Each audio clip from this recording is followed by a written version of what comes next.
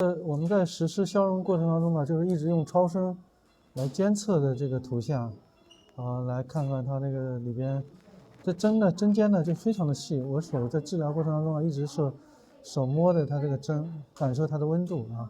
万一温度有高的情况，我们就要停止啊。好，帮我再顶一下，停了，先停一下。施耐，帮我再顶一下。通过我们助手的手的顶的，让它去，我剪刀剪了就行了。我再补一补那个周边的地方。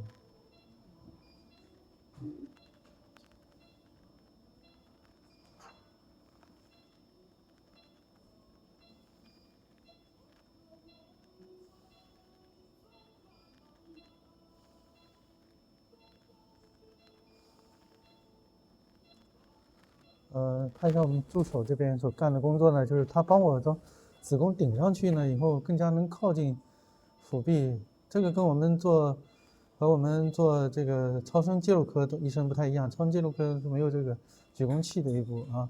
我们一般另外一个麻醉呢，一般我们用半身或者是全麻下进行的啊。好，行，我们补完最后了就结束了啊。好，我们看一下那个，这是我们最后手术结束，拿个纱布来，我看一下。我们看到这个针眼、针尖是非常非常细啊，这是我手指头啊，手指头别太啊，这是我手，你看这个针尖只有大概一丢丢，这基本上看不出来的一个针尖。这是我们灌腹水，另外打了一个细针啊，细针，这基本上不出血的一个手术啊。好，我们看一下，我们总共消融了30分钟，再加16分钟，等于46分钟左右的时间。好了，我们手术结束了啊，尿管拔了啊。好嘞。咱们那个出血量谁要？出血量基本上没有啊。